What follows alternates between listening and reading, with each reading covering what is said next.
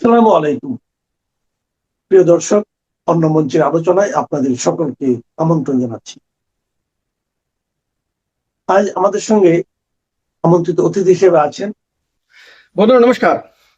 BJP কি চলমান সংকট মোকাবেলা করে ঘুরে দাঁড়াতে পারবে, না ধীরে ধীরে পতনের দিকে ধেয়ে যাবে? কংগ্রেস কি রাহুল গান্ধীর হাত ধরে আবারও তার হারানো গৌরব ফিরে পাবে, নাকি কংগ্রেস এই রকম ভাবে মেরমেরে ভাবে শেষ হয়ে যাবে ধীরে ধীরে, অথবা কোনো মতে টিকে থাকবে? আমাদের দেশের যে আঞ্চলিক দলগুলো, যাদের একটা পতন প্রক্রিয়া চলছে, যাদের মধ্যে ক্রমাগত আপনার ভাঙন চলছে, সেই ভাঙন কি রোধ করা সম্ভব হবে? আঞ্চলিক দলগুলো কি আবারও তাদের যে প্রভাব সেটাকে ফিরে পেতে পারবে?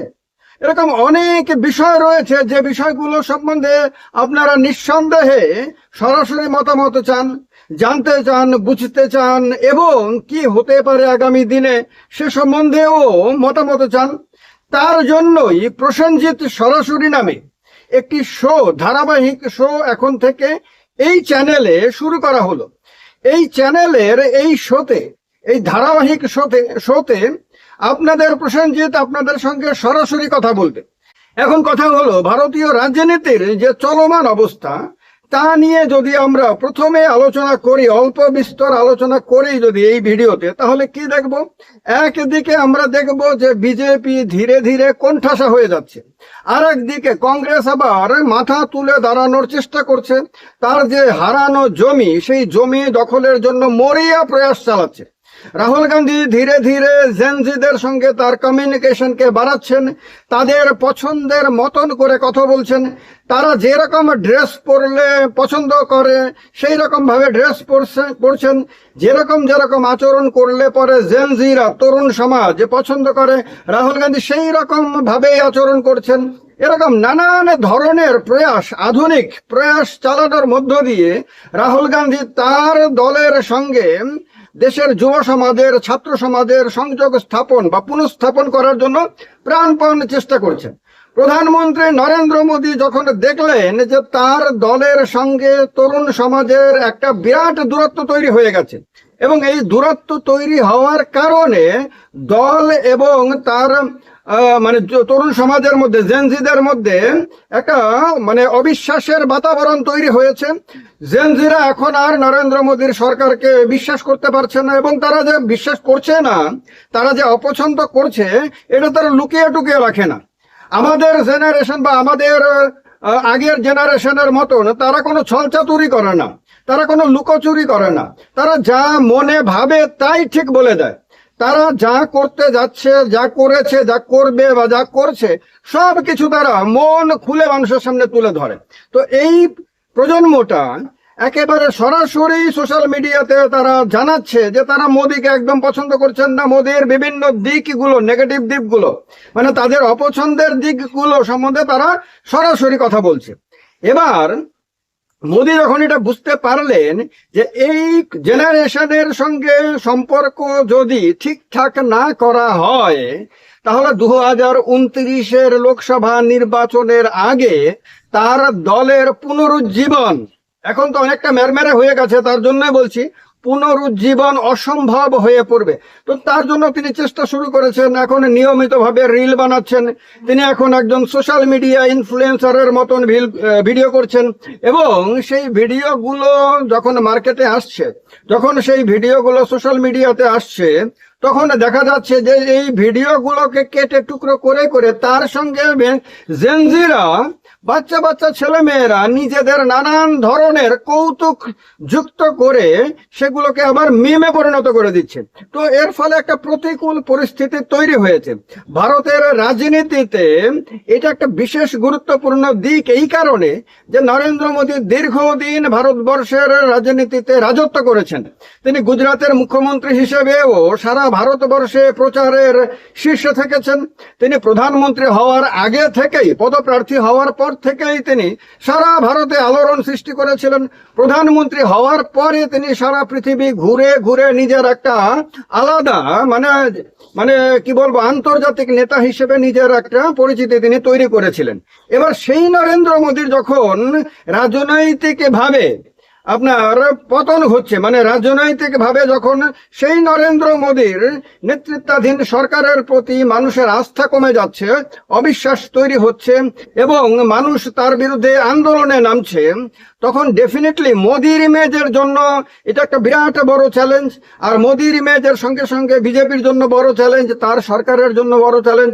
এই সমস্ত কিছু এখন ঘটছে। আপনাদের ডেফিনেটলি কৌতূহল রয়েছে এই চ্যানেলের দর্শকদের যে মমতা বন্দ্যোপাধ্যায় ঘুরে দাঁড়াতে পারবেন কিনা, তার নেতৃত্বাধীন তৃণমূল কংগ্রেস ঘুরে দাঁড়াতে পারবে কিনা, অথবা বাংলাতে বিজেপি ক্ষমতায় আসার পরে যে কঠোর বার্তা দিয়েছিল যে তৃণমূলকে তারা কোনোভাবেই আপনার বিজেপিকে ঢুকতে দেবে না, মানে তৃণমূলীদের বিজেপিতে ঢুকতে দেবে না এবং মানে বিজেপির তৃণমূলীকরণ হতে দেবে না, এই অবস্থা থেকে বিজেপি কি তার নীতি পাল্টাতে শুরু করেছে?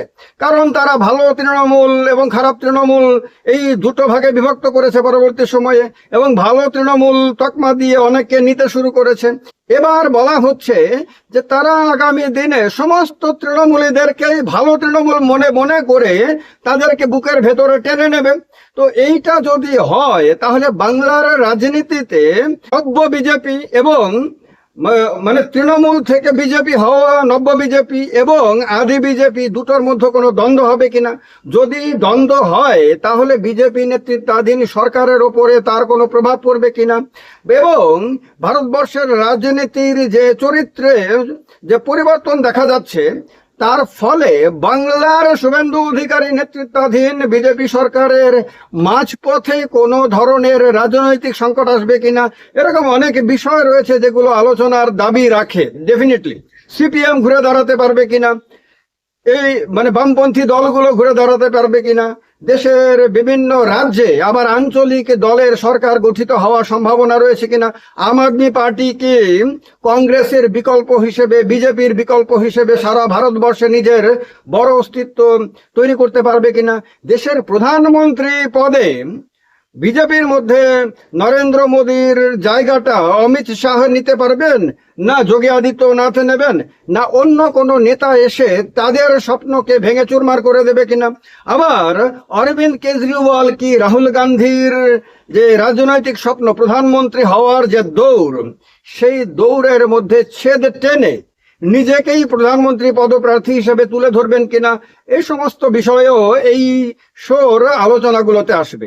অর্থাৎ শুধুমাত্র অন্য কোনো নেতার বক্তব্য নিয়ে বিশ্লেষণ করবে না, এবার বিভিন্ন বিষয়ে সরাসরি মত দেবে, সরাসরি আপনাদেরকে অ্যাওয়্যার করবে, আপনাদেরকে এডুকেট করবে। সম্ভব যদি হয় তাহলে প্রত্যেক দিন অথবা সপ্তাহে 2-3 দিন তো অতি অবশ্যই দেশের রাজনীতির কোনো না কোনো দিক নিয়ে একদম গভীরে গিয়ে বিশ্লেষণ করা হবে এই চ্যানেলে। এবং প্রসেনজিতের নিজস্ব মতামত, যেটা অনেক দর্শক বিভিন্ন সময়ে কমেন্ট বক্সে কমেন্ট করে বলেছেন যে আপনি আপনার মতামত দিন, আপনি আমাদের সামনে প্রশ্ন রাখেন কিন্তু আমরা আপনার মতামত জানতে চাই। এই আমার মতামত যে জানতে চান তার জন্যই এই বিশেষ শো এখন থেকে শুরু করা হয়েছে। তো এই কারণে এই শোর সঙ্গে নিয়মিতভাবে যুক্ত থাকবেন, এই শোর দিকে নজরে রাখবেন, এই শোর প্রত্যেকটি এপিসোডকে শেয়ার করবেন, কমেন্ট করে জানাবেন এবং লাইক তো করবেনই, সাবস্ক্রাইব তো করবেনই চ্যানেলটাকে। কিন্তু এর চেয়ে বড় কথা হলো এই শোতে ধীরে ধীরে আপনাদেরকে যুক্ত করা হবে, আপনাদের মন্তব্যগুলো নিয়েও এখানে আলোচনা করা হবে, আবার প্রয়োজনে আপনাদেরকেও এই চ্যানেলের এই ভিডিও শোতে যুক্ত করা হবে, সরাসরি হয়তো ভিডিওতেও আপনারা যুক্ত হতে পারেন। তো তার জন্য এই চ্যানেলের মেম্বারশিপ নিয়ে নিন, মেম্বারদের মধ্য থেকে বাছাই করে কয়েকজনকে এই চ্যানেলের বিভিন্ন শোতে যুক্ত করা হবে।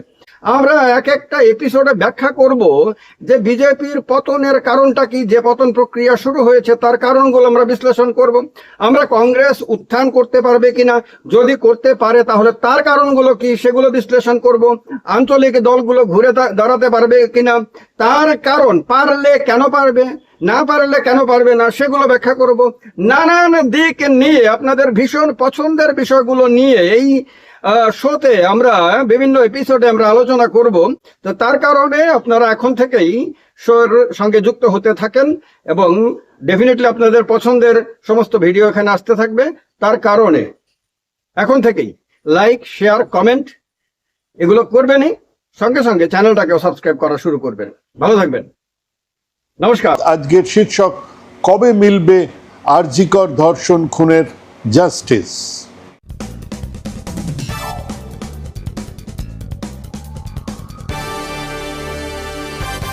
যখন আর.জি. করের ঘটনা ঘটেছে সেই সময় থেকে যা যা বলেছি, যে যে বিষয়ে বলেছি তার প্রতিটার প্রমাণ আছে। আর এই হত্যাকাণ্ড, ধর্ষণের সিবিআই তদন্ত আর শিয়ালদহ কোর্টের রায় দেখলে যে কেউ বুঝতে পারবেন যে যা যা বলেছিলাম তা 100-র উপরে 200% সত্যি। এটা ঘটনা যে এরকম এক জঘন্য ঘটনাকে কে ঘটালো, কারা ঘটালো, সেটা যেমন একটা গুরুত্বপূর্ণ ব্যাপার, সেরকমই গুরুত্বপূর্ণ হলো কেন এই ধরনের ঘটনা ঘটতে পারলো, ঘটে, কাদের জন্য এরকম এক পরিবেশ তৈরি হয় যেখানে অনায়াসে এরকম ঘটনা ঘটানো যায়। অর্থাৎ প্রত্যক্ষভাবে কারা দায়ী, তার চেয়ে আর একটা গুরুত্বপূর্ণ হচ্ছে পরোক্ষভাবে কারা দায়ী, কোন ব্যবস্থাতে এ ধরনের ঘটনা ঘটতেই থাকে। আমাদের দেশে প্রতি মিনিটে যে ধর্ষণ হয়েই চলেছে গোটা দেশে, সেখানে এই ঘটনাগুলো ঘটে কিভাবে, সেটা তো একটা গুরুত্বপূর্ণ ব্যাপার। তার চেয়েও গুরুত্বপূর্ণ হলো মহিলাদের সুরক্ষা, সম্মান, সেটার প্রশ্ন। সারা রাজ্যের বড় লোকেদের মল ইত্যাদিগুলো বাদ দিলে সাধারণ মানুষ যে বাজারে যান সেখানে গিয়ে দেখুন মহিলাদের জন্য একটা টয়লেট নেই, অথচ অজস্র মহিলারা সেখানে বাজারের জিনিসপত্র নিয়ে বসে আছে। দেখুন সেখানে সন্ধে নামলে সেই জায়গাটা একটা জানোয়ারদের আখড়া হয়ে ওঠে। একটু খোঁজ নিলেই জানতে পারবেন যে বিভিন্ন ঘরে কাজ করা মহিলারা ঘরে ফেরার ট্রেন পায় না, বাস পায় না। তারা কি করে রোজ ঘরে ফেরে সেটাই একটা কভার স্টোরি হতে পারে যদি কোনো বড় কাগজ সেই কথা লিখতে চায়। কিন্তু এই ধর্ষণ আর হত্যাকে ঘিরে যে আন্দোলন, যে ক্ষোভ, তা শেষমেশ জুনিয়র ডাক্তারদের ট্রান্সফার, হাসপাতালে সিসিটিভি, হাসপাতালে লবিবাজি ইত্যাদির মধ্যে থেকে গেল। এটা হাসপাতালের বিষয় ছিল না, জুনিয়র ডাক্তারদের বিষয় ছিল না। একজন জুনিয়র ডাক্তার মারা গেছেন বলেই সেটা জুনিয়র ডাক্তারদের আন্দোলন হয়ে যায় না, কিন্তু এক বিরাট আন্দোলন হয়েছিল। আর অন্তত আমি সেই আন্দোলনকে বুঝতে গিয়ে একটা তো ভুল করেইছি, সেটা বলে নেওয়া ভালো। এই সরকার বিরোধী আন্দোলনের এলিট মেজাজ আর অত্যন্ত নাগরিক অঞ্চলে তার তাৎক্ষণিক প্রভাব দেখে মনে হয়েছিল বাংলা জুড়ে এর বড় কোনো রাজনৈতিক প্রভাব পড়বে না। আমরা বলেছিলাম যে কেবলমাত্র কলকাতা শহরে এবং জেলা শহরগুলোতেই এই ধরনের বিক্ষোভ দেখতে পাচ্ছি, তার প্রভাব রাজ্য জুড়ে পড়বে না। অনেকবার লিখেছিলাম, কিন্তু সেটা ভুল ছিল। আন্দোলনের স্বরূপ যাই হোক, তা সমাজ মাধ্যমে এসেছে, রিল হয়েছে। এখনো পর্যন্ত 100 গ্রাম বীর্যের সেই হাস্যকর তত্ত্ব নিয়ে মফস্বল গ্রামে আলোচনা, তর্ক হয়, আর সেই প্রভাব 26-এর নির্বাচনে পড়েছে, বিরাটভাবে পড়েছে। সেটা আমরা তো দেখতেই পেলাম। হ্যাঁ, আন্দোলনের চরিত্র ছিল সরকার বিরোধী। সে স্থানিকভাবে যেখানে ডাক্তাররা সভা সমাবেশ করেছিলেন, তারা যতই বিজেপি বিরোধী হন না কেন, সরকার বিরোধী এই বিরাট আন্দোলন শেষমেশ বিজেপির পালে হাওয়া জুটিয়েছে। বিজেপি কোথাও ছিল না, কিন্তু বিজেপি এই আন্দোলন থেকে সব থেকে বেশি লাভ তুলেছে। কিন্তু এবারে প্রশ্ন তাদের পিছু ছাড়বে না, প্রশ্ন তাদের পেছনে পেছনে ঘুরবে। রাত দখল করব বলে যারা বলেছিলেন রাস্তা ছাড়বো না, ন্যায় বিচার না পাওয়া পর্যন্ত, তারা চলে গেছেন, কিন্তু এই প্রশ্ন থেকে গেছে। প্রশ্নটা কিন্তু হবেই, জাস্টিস কোথায়? যে গণধর্ষণের কথা বলা হয়েছিল, সেই গণধর্ষণে কতজন জড়িয়ে? মমতা বন্দ্যোপাধ্যায়ের ভাইপোকে কবে ধরা হবে, কবে তাকে জেলে পাঠানো হবে? অভয়ার মায়ের বয়ানে এই হত্যার ধর্ষণে সরাসরি জড়িত মমতার মাথার চুল ধরে হিড়হিড় করে নালাতে নামানো কবে হবে? এসব তো বলা হয়েছে। তাহলে এগুলো তো করতে হবে। এগুলো এখানেই সমস্যাটা হবে। এখানেই আগামী কিছুদিন পর থেকেই, এবছর, তারপরের বছর, এই প্রশ্ন কিন্তু আসবেই। প্রত্যেক বছরে ঘুরে ঘুরে আসবে। প্রত্যেক বছর 8 আর 9 আগস্টের মধ্যখানে এই প্রশ্নটা এসে আছাড় খাবে আমাদের বাংলার উঠোনে। প্রত্যেকটা দাবি সরকারকে ব্যতিব্যস্ত করবে। এই অভয়ার বাবা মা আরো অনেক কথা বলবেন। সব মিলিয়ে এই হত্যা আর ধর্ষণ রহস্য তাড়া করে বেড়াবে এই সরকার। কারণ যা হয়নি তাকে প্রমাণ করা অসম্ভব। আর অভয়ার মা বাবা নিজেরাই গল্পের গরুকে আকাশে তুলেছেন, বহু বহু স্ববিরোধী কথা জেনে বা না জেনে কেবল আবেগের বশে বা এক নির্দিষ্ট লক্ষ্য সাধনের জন্য বলেছেন। সেই অভিযোগগুলো তাদের পেছনও ছাড়বে না। আমি আবার বলছি, সেদিনেই হত্যা আর ধর্ষণ নিয়ে যা যা বলেছি সবটা সত্যি, সব কিছুর প্রমাণ আছে। আমি আবার সেদিনে যা যা বলেছিলাম সেটা আর একবার আপনাদের শুনিয়ে দিই। সিভিক পুলিশের বারবারন্ত তৃণমূল জমানায় হয়েছিল, তখন তাপস চট্টোপাধ্যায় রাজারহাটের তখন সিপিএম জিম্বো, এখন যিনি ভালো তৃণমূল, তো তার জমানায় প্রথম ওই বাম জমানাতেই প্রথম সিভিক পুলিশ হয়। ওই আমরা দেখেছিলাম রাজারহাট ওই অঞ্চলে সিভিক পুলিশ পোস্টিং হয়েছিল। তারপরে তৃণমূল জমানায় সেটা সারা রাজ্যে ছড়িয়ে পড়েছে। বহু ক্ষেত্রেই এরা শাসক দলের ভরসা ছিলেন। গ্রামে গঞ্জে বস্তি ট্রাফিক পোস্টে এই অভিযুক্ত সিভিক, যিনি অভিযুক্ত সঞ্জয় রায়, কিন্তু সিভিক আর আর্ম পুলিশের ফারাকটাই ঘুচিয়ে দিতে পেরেছিল অনেক দিন আগে। এরকম সঞ্জয় আরো অনেক আছে, বুঝতেই পারবেন না যে সে পুলিশ, আর্ম পুলিশ নাকি সিভিক। কিন্তু ইনি আরো অনেক এলেমদার গুণধর। এএসআই অনুপ দত্তের সঙ্গে ছায়ার মতো থাকতেন, পানাহারের সঙ্গী হতেন। মেজবাবুর ঘনিষ্ঠ হওয়ার সুবাদে নিজেকে পুলিশের মর্যাদায় উঠিয়ে নিতে তার বেশি সময় লাগেনি। 6 আগস্ট এই অনুপ দত্তের সঙ্গে এই সঞ্জয় গিয়েছিল সালুয়া, পশ্চিম মেদিনীপুরের সালুয়া 3 দিনের পুলিশ ওয়েলফেয়ার বোর্ডের মিটিংয়ে। রাতের বৈঠক বলেছিল, পারেন বটে আপনারা, কি সব হ্যাস দিচ্ছিলেন মাইরি। পুলিশ আর পাবলিক বন্ধু, সাদা সাদা কালা কালা, হ্যাঁ করে হেসেছিল সবাই। মাথায় মদের গ্লাস রেখে জামাল কুদু হয়েছিল, হবে হয়তো, কিন্তু যখন হয়েছিল তখন সঞ্জয় ছিল না, ভিডিও কলে ব্যস্ত ছিল। ওই 3 দিনেই বহু রাত পর্যন্ত মোবাইল ভর্তি নীল ছবি ছিল তার। সেইটা নিয়েই তার ওই বোরিং দিনের বৈঠকগুলোকে সে কাটিয়েছে। ওয়েলফেয়ার মিটিংয়ের হ্যাজ শুনেও কাটিয়ে দিয়েছিল। 8 তারিখে ফিরেছিল কলকাতা, সেদিনও রাত ছিল গুমোট। এসে ওই ব্যারাকে ব্যাগটা ছুড়ে দিয়ে সোজা সোনাগাছি গিয়েছিল। 3 দিনের ক্লান্তি ঘোচাতে শরীর দরকার, কিন্তু গিয়েই কি চাইন পছন্দের জনের দেরি হচ্ছে আর তাই নিয়ে কথা কাটাকাটি। শালা জানো আমি কে, তুলে দেব। কিন্তু যে শালাকে বলছে সেও থানায় প্রতিদিন নিয়ম করে সেলামি দিয়ে আসে, রক্ষা কবচ তারও তো আছে। খানিক কথা কাটাকাটি হওয়ার পরে হাতাহাতি ধাক্কাধাক্কি, শালা সিভিক বলে, মানে একটা গালিগালাজ ভাবুন, শালা সিভিক বলছে পুলিশ, অমন পুলিশ আমার এই অমুক তমুক হেনাতানা, সোনাগাছি মাসির বাসায়।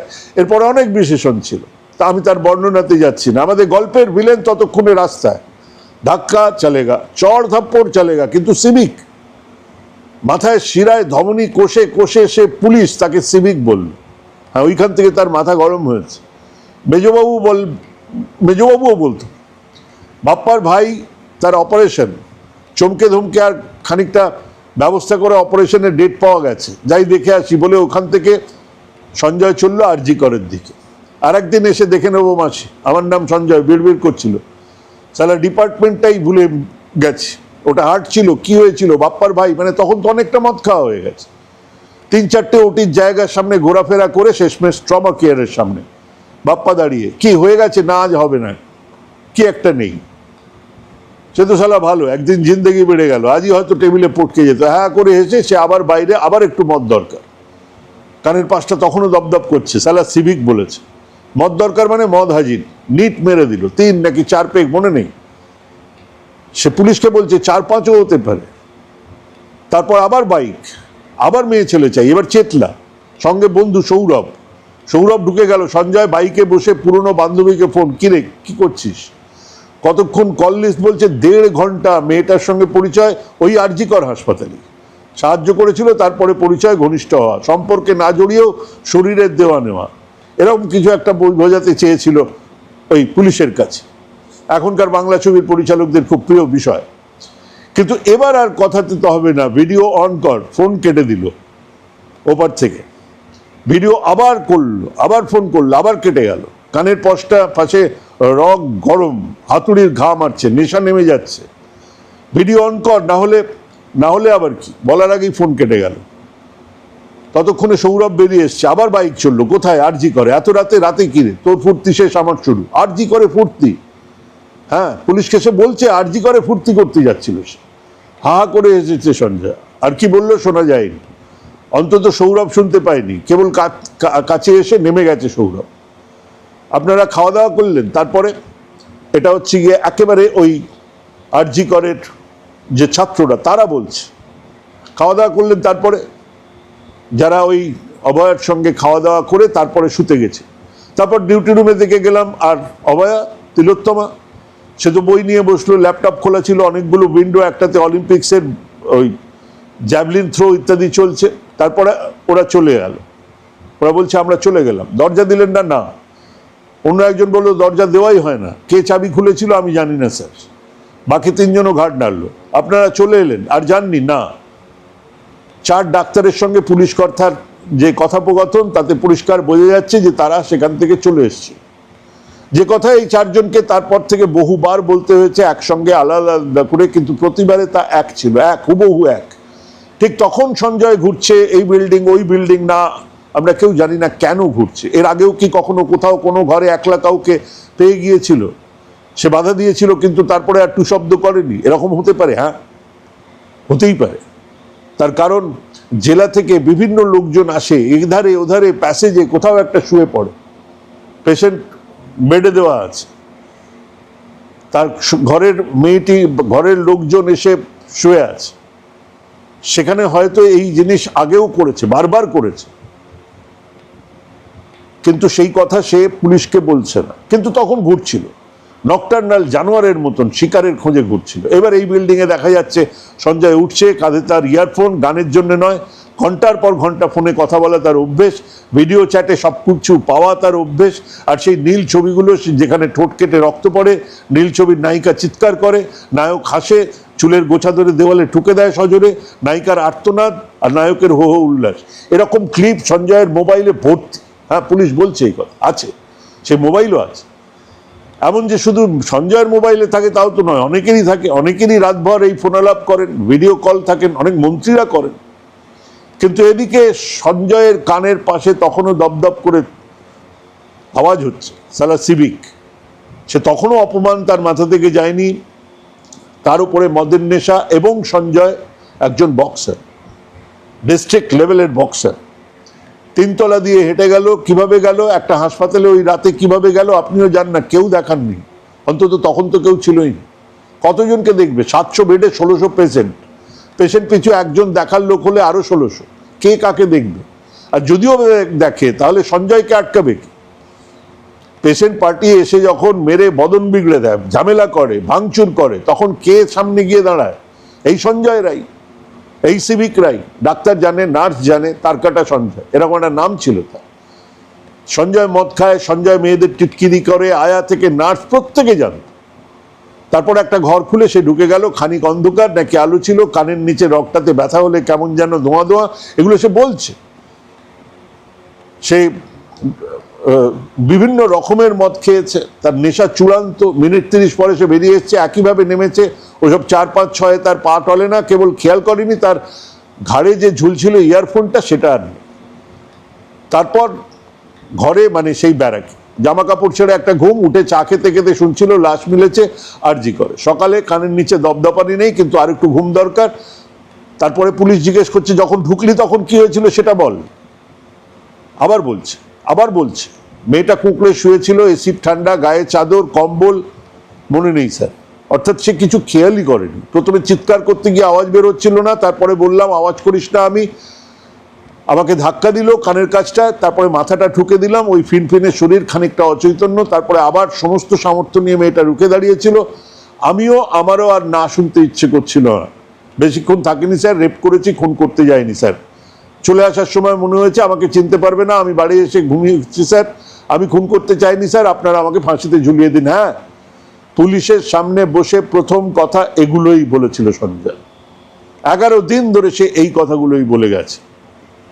সে জানেও না বাইরে কলকাতার তিলোত্তমার জন্য লন্ডভন্ড হচ্ছে শহর, সবকিছু, সাধারণ মানুষের ঢল নেমেছে রাস্তায়, সারা শহরে, রাজ্য, দেশ বিদেশে তিলোত্তমার জন্য কষ্ট পাচ্ছে মানুষ, জাস্টিস চায়, বিচার চায়। বিচারের দাবির আড়ালে কারোর সেই একই রকমের কানের কাছে দপদপ করছে। এতবার না শুনলে করে বই, দপদপ করছে তাদেরও, যারা যে কোনো মূল্যে টিকে যেতে চায় গদিতে। ভুল হয়েছে বলাটা যাদের কুষ্ঠিতে নেই, আসলে মানুষের মাথার ভেতরে একটা ক্ষমতা কাজ করে, ক্ষমতা হারানোর ভয়, ক্ষমতা ছিনিয়ে নেবার জন্য আকাঙ্ক্ষা, ক্ষমতা হাত থেকে ফসকে গেছে তাদেরও সেই একই রকম ব্যর্থতার জ্বালা, ওই কানের পাশে রগের তলায় দপদপ করতেই থাকে। তখন মানুষ কি করে কি করে ফেলে তার কোনো মাপজোক থাকে না, সেদিনও ছিল না। প্রত্যেকে প্রত্যেকের মতন খেলেছে, প্রত্যেকে প্রত্যেকের মতন হিসেব নিয়ে রাস্তায় নেমেছে, প্রত্যেকে প্রত্যেকের মতন ধান্দায় নেমেছে। আসল ঘটনা নিয়ে কারুর মাথা ব্যথা ছিল না। নারী সুরক্ষা, নারী সম্মান, তাই নিয়ে কারোর মাথা ব্যথা ছিল না। যদি হতো তাহলে সেটাই লড়াইটা হতো। যদি হতো তাহলে মমতা বন্দ্যোপাধ্যায়কে এই প্রশ্নের সামনে দাঁড়াতে হতো, গোটা রাজ্যে বাজারে কেন একটা মহিলাদের টয়লেট নেই? রাত্রিবেলায় কেন মেয়েরা রাত্রিবেলায় 1:30 2টো পর্যন্ত বাস কেন চলবে না মেয়েদের জন্য? কেন সুরক্ষা থাকবে না? কেন এ ধরনের ঘটনা ঘটবে না? সেগুলো হয়নি। হলো কি, সিসিটিভি কেন লাগানো নেই আরজি করে, কেন ট্রান্সফার হচ্ছে না, কেন উত্তরবঙ্গে যাচ্ছে, কেন দক্ষিণবঙ্গে যাচ্ছে, কেন রস্টার হচ্ছে না, ব্যাপারটা কোথা থেকে কোথায় চলে যায়। এবং সেই সঞ্জয় এই সমস্ত করে ব্যারাকে গিয়েছিল নিশ্চিন্তে ঘুমোতে, তারপরে তাকে যখন ধরা হলো সে বলছে আমাকে ঝুলিয়ে দাও। তারপরে 25 মিনিট ধরে একটা একটা একটা মেয়েকে সে মেরেছে, রেপ করেছে। শহরের এক কন্যার সেই ব্যথার উদযাপন দেখেছি আমরা। তারপরে শহরের মেজাজ বদলেছে, সঞ্জয় নয় আরো অনেকে ছিল, সেই তত্ত্ব ভাসানো হয়েছে, গণদর্শনের তত্ত্ব এসেছে। এবারে সঞ্জয় সেই তত্ত্বকে আরো গুলিয়ে দিতে নিজেকে নির্দোষ বলা শুরু করে দিল। কিন্তু হ্যাঁ, সেদিন এটাই হয়েছিল। 1000বার সিবিআই আসুক, স্কটল্যান্ড ইয়ার্ড আসুক, এর থেকে বেশি কিছুই বের হবে না, কারণ এটাই সেদিন হয়েছিল। এটা বলতেই পারেন যে এই সঞ্জয়দের বাড়বাড়ন্ত কাদের জন্য? অবশ্যই ওই মেডিকেল কলেজের প্রত্যেক মাথারায়ের জন্য দায়ী। এক বিরাট র্যাকেট দায়ী, যারা এই গুন্ডাদের পোষেন, তাদের ব্যবসা চালাতে, বিভিন্ন রকমের ব্যবসা। ধারণা করতে পারবেন না, একটা একটা হাসপাতালের চারধারে যে হোটেলের খাবারের দোকানের ব্যবসা, সেখানে কত টাকা ব্যবসা হয়। সেখানে ওষুধের দোকান, সেখানে যে সিরিঞ্জ আর গজ আর ব্যান্ডেজ যেগুলো ফেলে দেওয়া হয় সেগুলো রিসাইকেল হয়, তার ব্যবসা, কোটি কোটি টাকার ব্যবসা। সেগুলো চালানোর জন্য এই ধরনের বদমাইশদের প্রসার, এই ধরনের বদমাইশরা, এই ধরনের গুন্ডারা এই কাজগুলো করে। কিন্তু এই কাজটা সে একলাই করেছিল। এই কাজের যে পরিবেশ সেগুলো যারা তৈরি করেছিল তারা প্রত্যক্ষভাবে দায়ী। সেই প্রত্যক্ষভাবে দায়ী প্রত্যেককে খুঁজে বার করা উচিত। কিন্তু যদি ব্যাপারটাকে গুলিয়ে দিতে হয় তাহলে বলবে গণধর্ষণ, তাহলে বলবে 100 গ্রাম বীর্যের তত্ত্ব, এবং সবটাই গুলিয়ে আজকে কোথায় এসে দাঁড়িয়েছে? হ্যাঁ, ন্যায় বিচার চাইবো আমরা। এতদিন অনেকে চেয়েছে, এতদিন আপনারা চেয়েছেন, এবারে আমরা সবাই মিলে চাইবো ন্যায় বিচার। বার করুন কোথায় সেই গণধর্ষণ। এই সমস্ত অসামাজিক কাজ করার ছাড় পায় একটা ব্যবস্থার জন্য। তাদের কাজের তদন্ত হওয়া উচিত, তার জন্য যারা দায়ী তাদের শাস্তি পাওয়া উচিত। আবার বলবো, সেদিন অভয়ার ধর্ষণ গণধর্ষণ ছিল না। সেদিনের ধর্ষণ আর হত্যার জন্য প্রত্যক্ষ দায়ী ছিল ওই সঞ্জয় রায়। প্রতি বছর 8 আগস্ট কেটে 9 আগস্ট আসবে, প্রতি বছর জাস্টিসের কথা উঠবে, কিন্তু এক মিথ্যাকে সম্বল করে যে প্রচার সেদিন হয়েছিল, সেই মিথ্যাকে মিথ্যে প্রমাণ করে কোনো তদন্ত ওই গণধর্ষণ বা 100 গ্রাম বীর্যের তত্ত্বকে খাড়া করতে পারবে না।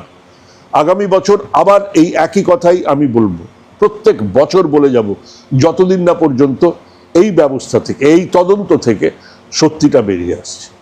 ভাবুন, ভাবতে থাকুন, ভাবা প্র্যাকটিস করুন। ভালো থাকবেন, সুস্থ থাকবেন। আজকে এখানে শেষ করছি। নমস্কার।